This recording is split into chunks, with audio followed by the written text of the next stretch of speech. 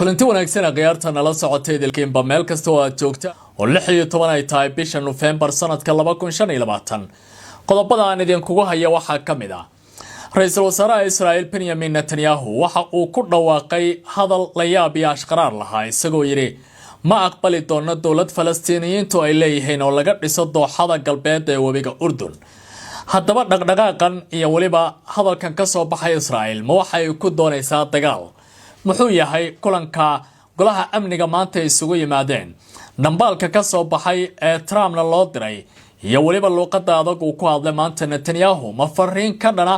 Arabta ujeedadeedu tahay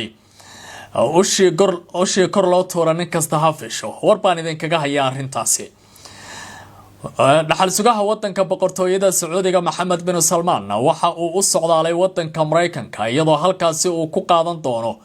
booqasho 3 maalin oo madaxda dalka Mareykanka iyo Trump uu kula kulmi doono 3 malaf oo waaweyn oo uu kamid yahay gaashaandhigga Sacuudiga iyo lacaga wadankaasi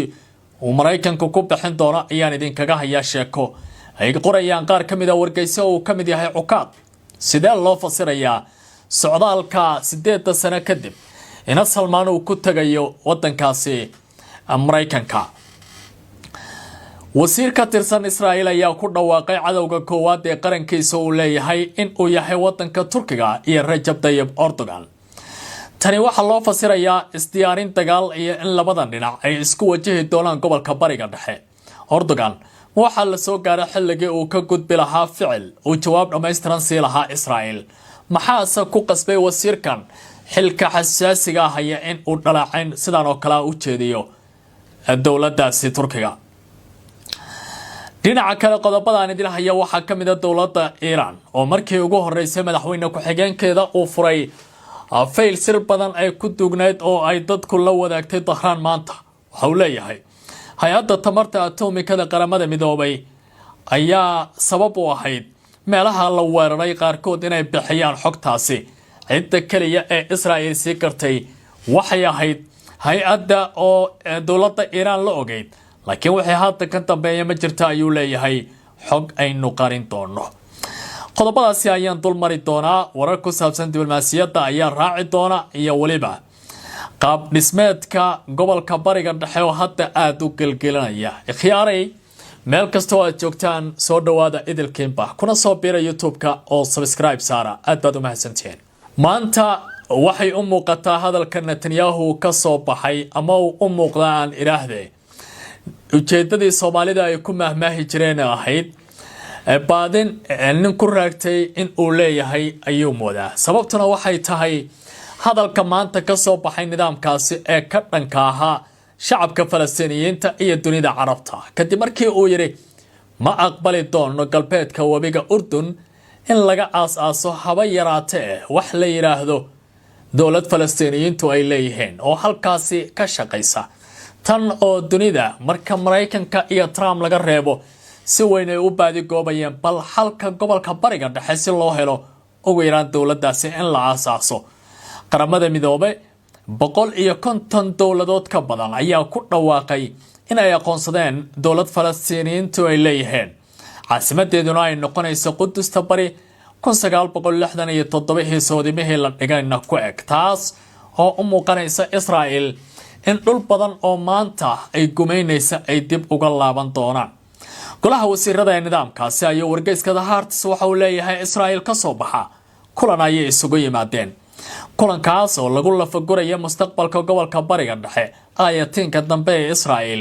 iyo waliba damaca Falastiiniyiinta iyo Carabta garab istaaga Mareykanka iyo waliba sida xaalka dhabta ah oo ku dhamaan doono marka lagu akhriyo himilooyinka dhinacyada kala duwan ay leeyihiin hase ahaatee arrinta ashqaraar kale waxay tahay markii xafiiska Netanyahu war uu soo saaray lagu soo hadal qaaday dawlad Falastiina laakiin sidii loo maleynayay si aan ahayn ayay sheekadu u dhigmaysaa waxa uu leeyahay aniga Trump waan u sheegay waana ku wargeliyay inaan si aqbali doonin in kooxdan Hamas ay hub ku sii dhaxaystaan halkaasi magaaladaasi joogaan dagaalyahanadooda ay dhaqdhaqaaq sameeyaan haddii la waayo xal diblomaasiyadeed oo la isla ogol yahay oo ay ku qaadanayaan in ay kaga tanaasulayaan gobonnimo u dirarkooda waxaan aqbalaynaa ayuu yiri in aan mar kale goroda gelina si aan uga qasabno inay hubkaasi dhigaan. arrintaasi waxa uu yiri isagoo sii hadlaya inagu dooni mayna taageero ee waxaan rabnaa xaqiiqada ayaa lagu yiri qoraalka Israel ka soo baxay maanta. hasaate marka la fiiriyo go'doominta saaran magaaladaasi tallaabooyinka Israel ay qaadayso soo bandhigitaanka himiladeeda si xooga iyo si dadbanba waxa ay wadna qabad ku noqonaysaa dowlado waaweyn oo ay ka mid yihiin kuwa Carabta iyo Khaliijka oo muddo raadinayay dowlad Falastiiniyiintu ay leeyihiin. hadalkan waxa uu ku soo aadayaa iyadoo qaar ka mid ah warbaahinta Carabtu ay soo bandhigayaan sheekooyin naxdin leh oo ku saabsan xilliyada qaboobaha iyo roobabka ee magaalada Gaza iyo dhulka Falastiiniyiinta hadda ay ku jiraan. caruur qabow u dhimanaya, kuwa gaajo u go'aya, waalidiin la meel ay caruurtooda joogaan iyo caruur markay u adkaysan waayeen qabowga baxaya ku hor oynaya waalidkood hase ahaatee aanu jirin cid u maciini karaysa. mustaqbalka caruurtaasi ayaa la leeyahay looma ogolaan karo dowladooda in hadda la aqbalo, waa sida Netanyahu uu ku doodaya. ma jiraan dowlado kala duwan oo arrintaasi ka hadlay amaba ugu yaraan baaq cambaarayna soo saaray oo dhahaya ma doonayna waxa Israel ay raadinayso. hase ahaatee arrimahan oo dhan waxay ku soo aadayaan iyadoo dowladaha Masar iyo Qatar iyo waliba dalka Turkiga ay ka walaacayaan xaaladda dhabta ah ee hadda dhulkaasi ka jirta iyo waliba in aan la bilaabin wejiga labaad ee wada hadalka ku saabsan nabadeynta gobolka Bariga Dhexe. isla wararka gobolkaasi ayaan eegayay wasiirka jaaliyadaha Israel ninka la yiraahdo Amichai Chikli ayaa waxa uu si kulul u weeraray dowladda Turkiga. waxa uu yiri haddii aan nahay Israel ma jiro cadow aan Turkiga ahayn oo aan leenahay. waa inaan ka fakarnaa sidaan uga hortagi lahayn hanjabaadaha, goodinta, baqagelinta iyo cabsigelinta Israel ay ku hayso dhulkeena. niraade Turkiga ay ku hayaan dhulkeena. sidaas daraadeed waa in la qaado tallaabo adag ayuu yiri. isagoo hadlaya waxa uu leeyahay Turkigu waa qatarta ugu halista badan ee maanta Israel haysata. wax kasta oo suuragal ah waa in aan sameynaa si aan Turkiga u go'doomino dhanka siyaasadda dibadda ayuu leeyahay. laguma dhawaaqin dhanka ciidamada ee waxa uu leeyahay dhanka dibadda. Israel waxa uu cuntami waayay hadallada ka soo baxaya madaxda kala duwan ee Turkiga iyo dhaqdhaqaaqyada sirdoonka MIT la yiraahdo ay ku dhaqaaqayaan. Erdogan ayaa fagaarayaasha diblomaasiyadda ka difaacaya shacabka Falastiiniyiinta. Carabta oo xaaladoodu aanay fadhin iyo waliba gabi dhaclaynta Israel oo ay hadba meel goroda iyo caasha gelinayso. iyo waliba hadallada diblomaasiyadda miirana ee ka imaanaya falsafada fikirka iyo sirdoonka ee Hakan Fidan waa wasiirka amuuraha dibadda ee wadankaasi horana u soo maamulaya hay'adda sirdoonka ee Turkiga. iyo ninka la yiraahdo Dr. Ibrahim Qalin oo isna ku dhaqaaqaya sidii aragtiyada sirdoonka iyadoo laga duulaya iyo amniga loo sameyn lahaa ama dib loogu qaabeyn lahaa xaaladda Bariga Dhexe loona awoodeen lahaa dowlado fara badan oo Israel ay ku tumatay oo ay ka mid yihiin Syria iyo sidoo kale qaybo ka mid ah shacabka Falastiiniyiinta. haatanna gacan saar dhow la yeeshay wadanka Masar. marka la isku geeyo arrimahan waxa ay furayaan albaab cusub oo ku saabsan xaaladda kama dambeynta ah meesha ay ka taagan tahay. shakina ma leh in labadan dhinac hadda ay yihiin awoodaha ku loolamaya gobolka Bariga Dhexe. laakiin su'aasha la isweydiinaya waxay tahay ma Erdogan mise Netanyahu yaa guul ku ladi doona. waqtiga ayaan u dhaafayaa khiyaartay in uu arrintaasi ka jawaabo. laakiin haddii aan ku sii socdo wararka kale oo aan idin hayo, dhaxal sugaha boqortooyada Sacuudiga ahna ra'iisul wasaaraha golaha wasiirada ee dalkaasi Mohammed bin Salman ayaa ku sii jeeda wadanka Mareykanka isagoo Arbacada la kulmi doona madaxweynaha wadankaasi Donald Trump. ujeedooyin saddex ah ayaa ka dambeeya socdaalkiisa. waa mare arrinta la xiriirta arrimaha gaashaandhigga, iibsashada 48 diyaarad oo nuuca F-35 ah iyo waliba sidii tamarta iyo gaashaandhigga labada dhinac ay heshiis uga gaari lahaayeen.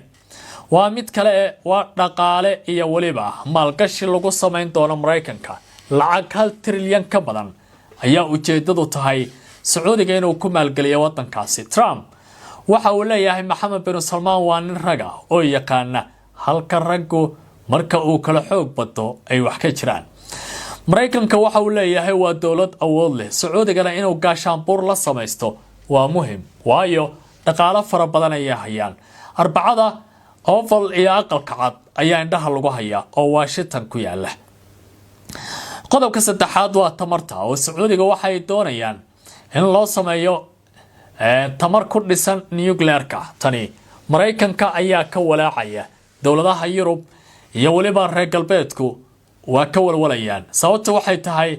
baahitaanka nuclear-ka oo dawladaha ay leeyihiin waxaan u adeegsanaynaa hanaan nabdoon, hase ahaatee mustaqbalka isbedeli karaya. Waxay cashar ka qaadanayaan dawladda Iran oo markii boqor Shah uu talada haystay